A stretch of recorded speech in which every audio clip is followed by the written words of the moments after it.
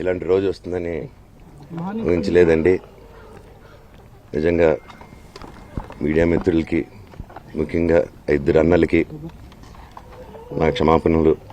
మా నాన్న తరఫున, మా అన్న తరఫున నేను సారీ అడుగుతున్నాను. నేను నీ తమ్ముడు అనుకోండి, మీ వాడిని అనుకోండి, మీకు నీ తోడుంటాను.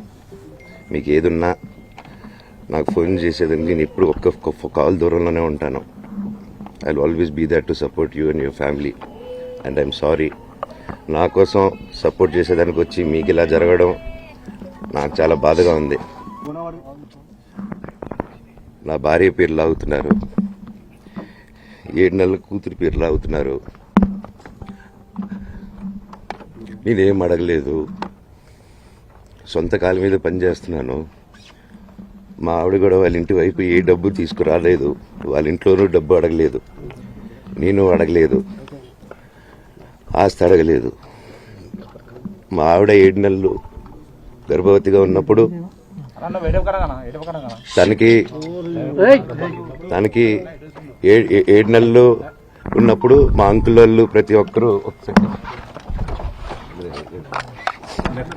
7 నెలలు కాదు 7 నెలలు తను ప్రెగ్నెంట్గా ఉన్నప్పుడు మా అంకులు విజయవాడలో ఉంటారు. అండ్ ఇక్కడ కొంతమంది అంకుళ్ళు నాన్నగారు బాగా క్లోజు.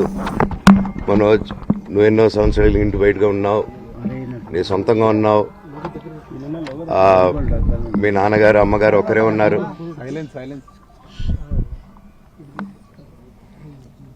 మీ నాన్నగారు అమ్మగారు ఒకరే ఉన్నారు. మీ అన్నయ్య ఏమో దుబాయ్కి షిఫ్ట్ అయిపోయాడు ఫ్యామిలీతో. మీ వైఫ్ ప్రెగ్నెంట్గా ఉంది, తనకి తల్లిదండ్రులు లేరు. తనకి ఇప్పుడు మీ అమ్మ అవసరం ఉంది, పెద్దోళ్ళు అవసరం ఉంది.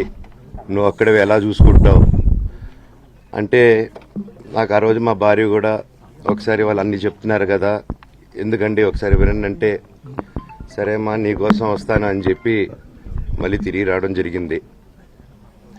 అండ్ నేను ఈరోజు నా గురించి ఆరోపణలు వేస్తున్నారంటే అది నేనేం చెప్పలేను. ఓన్లీ మీకు ఆధారాలు మాత్రమే చూపించగలుగుతాను.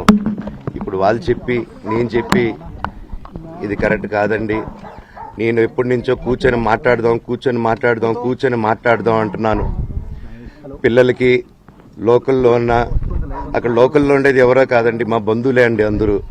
ఆ చుట్టుపక్కల గ్రామాలందరూ మా నానమ్మ ఊరు, మా అమ్మమ్మ ఊరు అందరూ మా వాళ్ళండి. వాళ్ళ పిల్లలు, మనవాళ్ళు, వాళ్ళ బంధువులు. సో వాళ్ళకి అన్యాయం, వాళ్ళు అర్జీలు పెట్టుకున్నారు, వాళ్ళు లెటర్లు పంపించారు, వాళ్ళన్నీ చేశారు. నేను వాళ్ళకి సపోర్ట్గా మద్దతుగా నిలబడి ఏమైంది నేను అడిగేసరికి వినయ్ అతనికి ఫోన్ చేశాను, మెసేజ్లు పెట్టాను. సార్ వాట్ ఈస్ హ్యాపెనింగ్, నేను కావాలంటే కాలు మీద కూడా పడతానండి, ఈ ఇష్యూ క్లియర్ చేయండి, మాట్లాడుకుందాం అంటే చాలా దురుసుగా రిప్లైలు పెట్టారు. నేను ప్రతిదీ ఈరోజు సాయంత్రం 5:30కి ప్రెస్ మీట్ పెట్టి ఇన్నాళ్ళు ఆగానండి, ఇంకా ఆగలేను. ఈరోజు ఈవినింగ్ ప్రతిదీ చెప్పేస్తాను. ఆ రోజు నేను పోలీసు సపోర్ట్ అడిగినప్పుడు స్టేషన్కి 100కి ఎందుకు ఫోన్ చేశాను, ఆ 100 దగ్గర నుంచి నేను పర్మిషన్ ఇస్తున్నాను, నాకు ప్రాబ్లం లేదు. మీరు ఒప్పుకుంటే మీ వల్ల అయితే 100లో నేను ఏం మాట్లాడానో మీరు తీసుకొని వినండి. ఆ రోజు ఆ హీట్ మూమెంట్లో జరిగిన మూమెంట్లో మాట్లాడాను. ఇంట్లో 10 బండ్లు ఉన్నాయి, అందరూ ఉన్నారు ఇంట్లో. మరి ఇన్ని బండ్లు ఉంటే ఇంట్లో ఎవరికైనా ఏదైనా అయితే కారుల్లో తీసుకెళ్తాం. ఆ రోజు 108 అంబులెన్స్ వచ్చింది మా ఇంటికి. ఈ విషయం ఎవరికైనా తెలుసా? పోలీసులు కూడా తెలుసు, అది ఎస్ఐ గారికి తెలుసు. అది బయటికి రాదు, కానీ రికార్డులో ఉంటుంది కదండి. అది కనుక్కోండి సార్ 108 ఎందుకు వచ్చిందని. అండ్ నిన్ను ప్రతిదీ నేను కొడుతున్నాను ఇది చేస్తున్నాను అన్నారు కదా సార్, సీసీటీవీ కెమెరాలు తెప్పిండి సార్. నేను కిరణ్ని విజయ్ని ఇమ్మీడియట్గా తీసుకొని యాక్షన్ తీసుకోండి, వాళ్ళే దొంగతనం చేశారని చెప్పాను. ఆ కిరణ్ నిన్న మా ఇంట్లో మొన్న చెప్తే నేను చూసుకుంటా అన్నారు, నిన్న మా ఇంట్లోనే తిరిగాడు. మా ఇంట్లోనే తిరిగి మా నానీస్ని బెదిరించి ఒక అమ్మాయి పారిపోయేలాగా చేశారు. నిన్న నా కూతురు బట్టలు ప్యాక్ చేసేదానికి ఇట్లా ప్రయత్నించాడు అతను. అప్పుడు నేను కంగారుగా అప్పుడు డీజీ ఆఫీసులకి వెళ్ళి భయం వేస్తుందండి పిల్లల జోలికి వెళ్తే, ఎవరికి ఇది.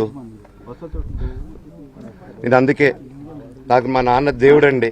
ఈ రోజైతే ఏదైతే చూస్తున్నారో మా నాన్నని, ఇది మా నాన్న కాదండి. నేను అబద్ధాలు ఆడేవాడిని కాదు. నా గురించి మీరు ఎవరినైనా ఇప్పటి నుంచి ఉన్న స్నేహితులు ఒక్కొక్కరు వేరే వృత్తిలో ఉన్నారు, వాళ్ళు సొంతంగా కాళ్ళ మీద కష్టపడిన వాళ్ళే అండి. అండ్ నేను కూడా నా సొంతంగానే వచ్చాను, కానీ ఏ రోజు ఇది చేయండి అది చేయండి అని అడిగింది లేదు. అండ్ ప్రతిదీ నేను సాయంత్రం వచ్చి మీకు ఎక్స్ప్లెయిన్ చేస్తాను. దయచేసి కోఆపరేట్ చేయండి. థ్యాంక్ యూ మీరు అందరూ ఉన్నందుకు. విజయ్ అనే వ్యక్తి నిన్న అంత చెప్పిన తర్వాత కూడా మా ఇంట్లోనే నన్ను కొట్టేటప్పుడు అతని కారు నింది వెనకాల నుంచి అలా వెళ్ళిపోయారు అందరు ఉండంగానే. మీరు అతని కారు నంబరు అతని సిగ్నల్ని దయచేసి ట్రాక్ చేయండి. అన్ని కంప్లైంట్లు పెట్టిన తర్వాత కూడా మా ఇంట్లో ఎందుకున్నాడు ఆ దొంగ, మీరు దయచేసి ఇది ఇమీడియట్ గా చేసుకోండి. నేను సాయంత్రం లోపల ఒకసారి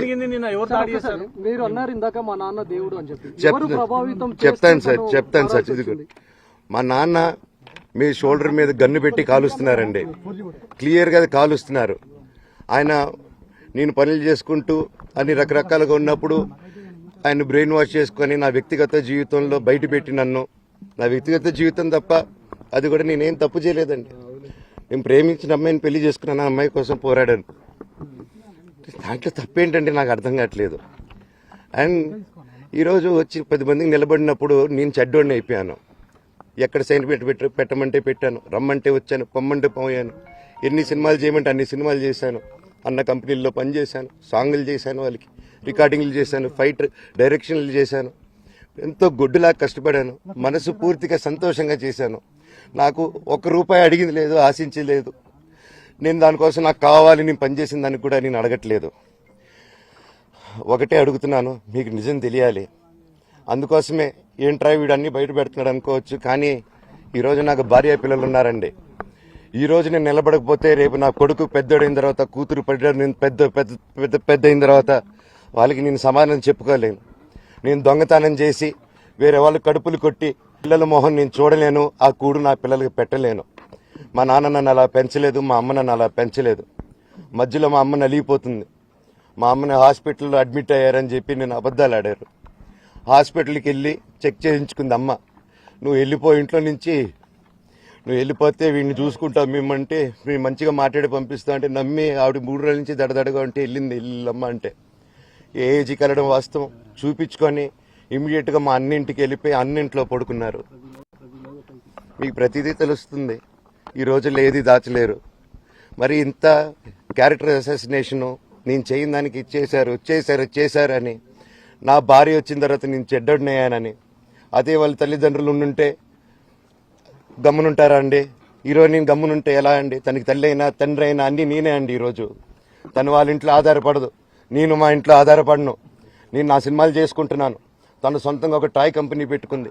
లాక్డౌన్లో నా అహం బ్రహ్మాస్మి సినిమా మా ప్రేమ కోసం ఆపేసినప్పుడు నిర్దాక్షిణంగా నేను చెన్నైకి షిఫ్ట్ అయిపోయి ఈ ఊర్లో వద్దని మేము అక్కడ కూర్చొని, నేను మనోజ్ నువ్వు బొమ్మలు గీస్తావు కదా, కథలు రాస్తావు కదా, బొమ్మలకి ఆత్మనిర్భర్ అని నరేంద్ర మోడీ గారు ఇది అనౌన్స్ చేశారు.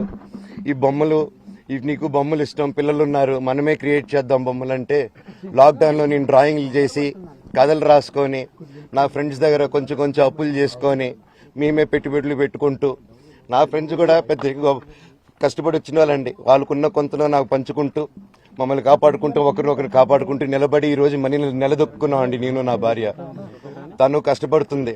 ఇప్పుడు కాశ్మీర్ నుంచి కన్యాకుమారి వరకు ఓన్లీ తను నేను ఇంకొక 3-4 కలిసి దీన్ని ఇంత దూరం తీసుకొచ్చామండి. ఈరోజు నేను మళ్ళీ సినిమాలకు వచ్చేసాను. అందుకే ఈరోజు నేను నిలబడపోతే ఇది నా పిల్లలకి చెప్పేది కరెక్ట్ కాదు, ఎవరికి కరెక్ట్ కాదు. ఇన్నాళ్ళు గమ్మునున్నాను ఓకే, కానీ వాళ్ళ నాన్న ఆస్తుల కోసం కొట్లాడుతున్నాడా, మంచి కోసం నిలబడుతున్నాడా అనేది ఈ రోజు మీకు సాయంత్రం వచ్చిన ప్రూఫ్స్ అన్ని వదులుతాను. మా నాన్న మీద గన్ను పెట్టి కాల్చే వినయ్కి, మా అన్నకి సాయంత్రం ప్రతిదీ చెప్తాను. చెప్పాను కదండి వినయ్ అని మా అన్న విష్ణు అని. అవునండి, నన్ను హాజరుపరచమన్నారు, 10:30కి రమ్మన్నారు. మీరందరూ చూశారు. నాకు మొన్న ఫస్ట్ రోజు తగిలి బాగా నొప్పి వచ్చింది, మెడ, కాలు. 3 వారాల క్రితం ఫైట్లో నాకు మజిల్ టైర్ అయింది, గ్రేడ్ 1 టైర్ రైట్ లెగ్లో. లెఫ్ట్ లెగ్లో మళ్ళీ దెబ్బలు తగిలాయి మొన్న. సో అందుకే కొంచెం బ్యాలెన్స్ ఇది ఉంది. మందులు హెవీ మెడికేషన్ ఇచ్చారు, హెవీ ప్యాచ్ కూడా వేశారు నాకు. దానివల్లే కొంచెం నడుస్తున్నాను.